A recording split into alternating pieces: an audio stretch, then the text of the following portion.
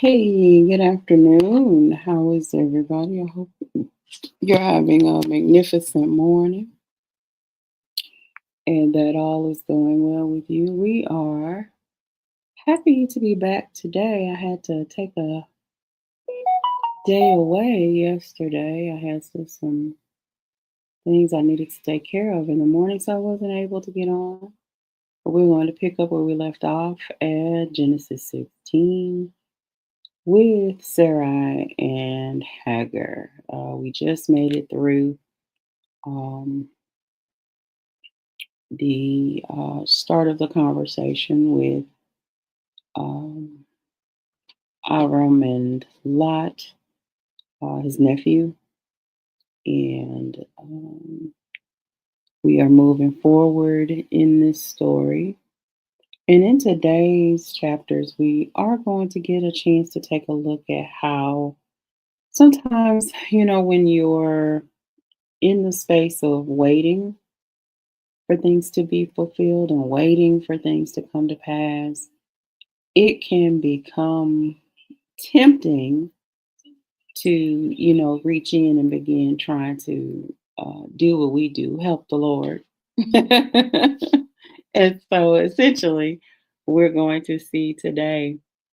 And what's interesting is the, relationship issues that develop from um, today's story are really playing really key roles in the things that we're seeing transpiring in the world. This is a family fight uh, between, sons of Avram, sons of Ishmael, and yeah, it's interesting. So, if nothing else that you take away from today's reading, one of the key things you really want to avoid is trying to help the Lord do what it is that He's promised to do for you. But we'll take a look at all of that as we go. So we're going to go ahead and get started so that we can get done. We don't have a very long reading today, but it is very important. I think what gets really interesting is sometimes those shorter readings will have some of the most meaningful conversation starters and things for you to really be considering as you go throughout your day. So we're going to go ahead and get started with Genesis 16. And it says, Now Sarai, Abram's wife, bare him no children, and she had a handmaid, an Egyptian, whose name was Hagar. So it's important, I think, let's remember um, their time in Egypt was interesting because, he was concerned about, um, them discovering that she was his wife, thinking maybe that would put his life in peril. But in fact, once they found out that that was his wife, they put them out. And so we don't know if that's where Hagar joins the entourage or not. But at some point, this woman who is an Egyptian becomes a part of their household, and she's working as Sarah's handmaid. How you doing, Brother Tony? It says, and Sarai was unto Abram, behold, and Sarah said unto Abram, behold now, the Lord hath restrained me from bearing. I pray thee, go in unto my maid. It may be that I may obtain children by her. And Abram hearkened to the voice of Sarai. That's really interesting. We'll see later on as we're reading, when we start getting into the commandments and the laws and things like that, you'll start to see rules about how um, servants are to be treated. And so we see an interesting interplay here. And I know we're not going to venture too far off into it today, but be mindful of all of the players in this story. Sarai's role as, the wife, Abram's role as the head of the household, who's gotten a promise from the Lord that, he would have children. And when you're waiting on the word of the Lord to be fulfilled in your life, like I said, sometimes it can become easy to say, oh, I see what you're doing, Lord. And then we take up the role of making things happen that the Father wants to actually do for us. And so we are in the midst of that happening right here. because the decision is made. Well, maybe what the Lord is doing is this. Well, maybe what the Lord is doing is that. No, it is best to just wait on the Lord, but we're going to see what happens here. And it says, and Sarai, Abram's wife, took Hagar, her maid, the Egyptian, after Abram had dwelt 10 years in the land of Canaan, and gave her to her husband Abram to be his wife. We already know that's not going to go well. We already know that's going to be a problem, but let's keep reading. It says, and he went in unto Hagar, and she conceived. And when she saw that she had conceived, her mistress was despised in her eyes. So we've got a person in a relationship, maybe of, we're just going to keep reading. Let's keep going. It says, and Sarai said unto Abram, my wrong be upon thee. I have given my maid into thy bosom. And when she saw that she had conceived, I was despised in her eyes. The Lord judged between me and thee. But Abram said unto Sarai, behold, thy maid is in thy hand. Do to her as it pleaseth thee. And when Sarai dealt hardly with her, she fled from her face. Now, l- let's look at the fullness of this picture here. We've got a woman who came to serve this family through however that occurred, whatever the terms of her servantry are, we are not sure. But the one thing that we can probably be sure of is she came to serve and ended up in a situation where she's performing wifely duties. And imagine you're Sarah, and imagine the thing that you so desired, you now seeing happening with someone else. And just what that can do with you emotionally and mentally. And so, but we also see that Hagar now, not only a servant, but now also having to bear a child with the person that she's serving. All of these things have just added drama on drama on drama. So let's keep moving. It says, and the angel of the Lord found her by a fountain of water in the wilderness, by the fountain in the way to Shur.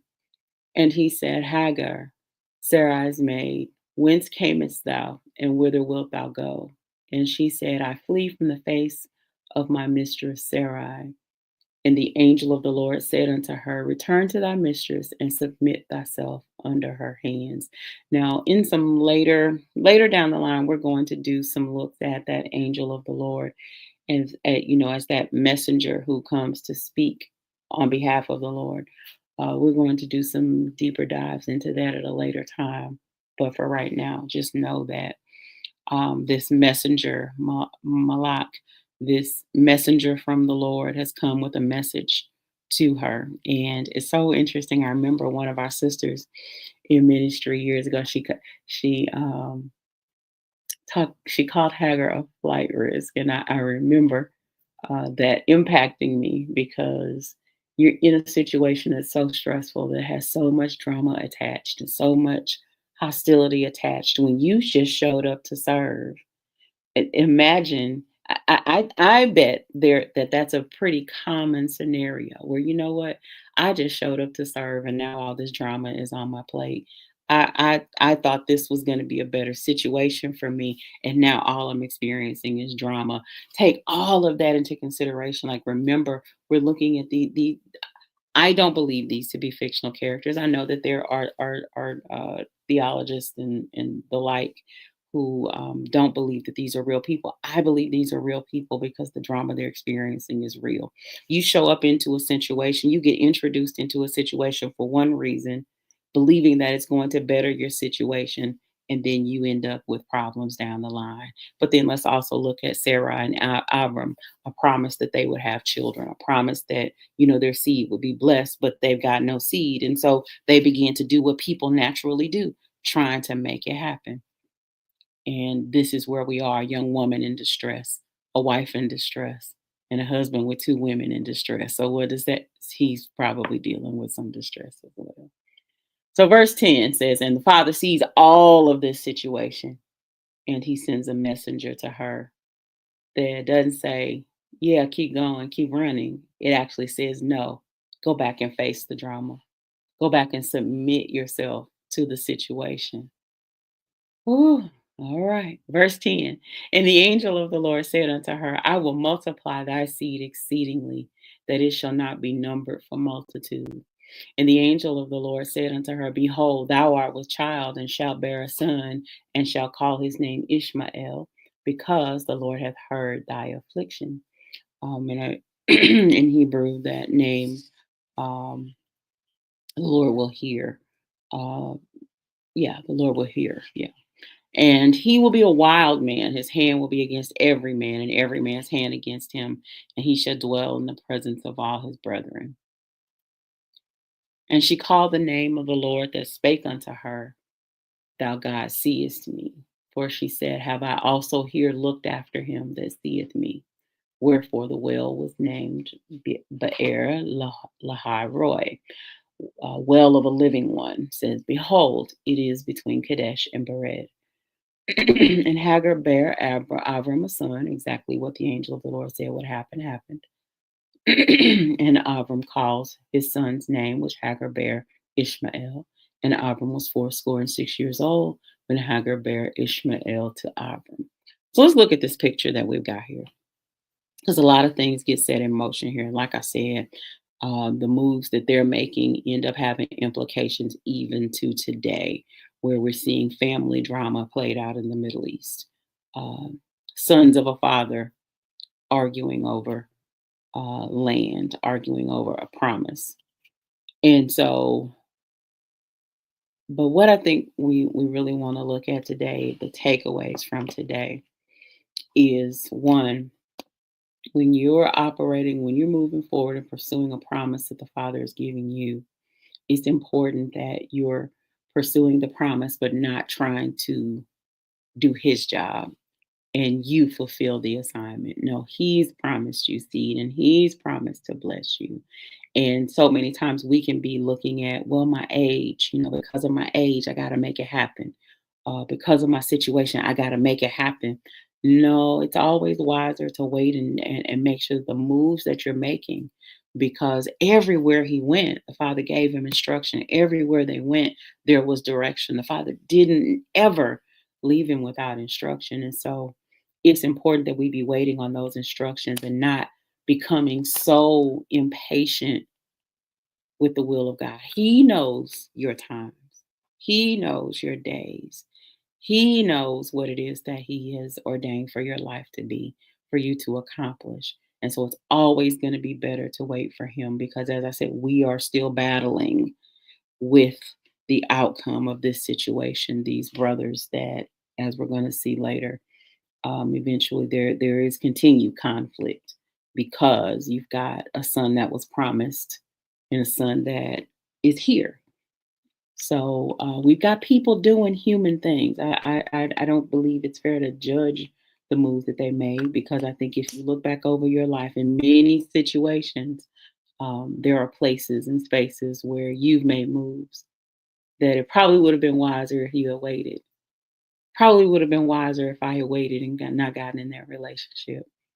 Probably would have been wiser if I had made a different decision. Probably would have been wiser if I had held my tongue and not went off. Maybe I said some things that shouldn't have been said because I was trying to make a thing happen. We can manipulate our way into a mess that the Lord has to rescue us out of. And so, or as I said, sometimes they can have lifelong implications. Well, this has gone beyond a lifetime. This is centuries. This conflict between brothers has been ongoing. And so, um, I take away from today, don't try to help the Lord. Wait on the Lord. The scriptures don't tell us to help him out. The scriptures tell us to trust him. The scriptures tell us to wait on him. My favorite, Psalm 27, that closing line, wait on the Lord and be of good courage, and he will strengthen thy heart. Wait, I say, on the Lord. What he has promised you, he's so very faithful. If he's promised to heal your body, he's promised to mend your relationship, he's promised to save you, he's promised to keep you, he's promised to be there for you, he's promised to never leave us nor forsake us. Every single promise the Lord has ever made to us, he's faithful to bring that thing to pass. But sometimes we go through seasons where the best thing we can do isn't to get active the way they got active, and they got active. Sometimes the best thing that we can do is to wait on the Lord and do what that scripture in Psalms 27 says. Wait on the Lord, be of good courage, and he will strengthen your heart. Wait, I say, on the Lord. Just in case you didn't hear me the first time, let me remind you, wait, I say, on the Lord. And so today, I stand in agreement with the things that you are waiting to see fulfilled. His good and perfect will for your life. Um, I pray that you don't get in the way of destiny. You don't get in the way of purpose by trying to manipulate and make things happen, but that you allow the timing of God to be perfected, that you allow the plans of God to be perfected. Yes, do the things that you're supposed to do, having done all. Uh, One of our favorites when we're talking about spiritual warfare. But do the things that you're required to do in the natural. Prepare yourself, get the education that you need, get the training that you need, make the network connections that you need, but don't manipulate your way into a situation because you just might be creating an Ishmael that'll be a generational battle for you. So be wise today. Be careful. I know be careful for nothing, but when I say be careful, I'm saying be careful and stay out of the Father's way and allow Him to fulfill and perform every single promise that He's made to you. Avram was old here, 86. You're not that old, and you haven't been waiting that long. You've been waiting a while. You haven't been waiting that long. Endure, go through, but patiently wait on the Lord and be of good courage, and He will strengthen your heart. Wait, I say, on the Lord. All right. All righty then. So, tomorrow, if the Lord wills, we will be back here with Genesis 17, Abram and the covenant of circumcision, or titled Abram and the big cut. So we'll be meeting here tomorrow to read through Genesis 17. In the meantime, I pray that you get time, spend time in the Word on your own. Do some studying, do some meditation, be thinking about some things. If this message, if these scriptures that we read today have been beneficial for you, let me know. If you've got some things that you're considering in prayer, I love partnering in prayer. So definitely, I don't mind being standing with you in faith for God's good and perfect will concerning every situation that you deal with. Um, I believe in that. So, and I believe that His plan for us is perfect. And many times it's just a matter of us waiting to see that good and perfect will fulfilled. So I'll see you all tomorrow. My break is over. Talk to you later. Bye.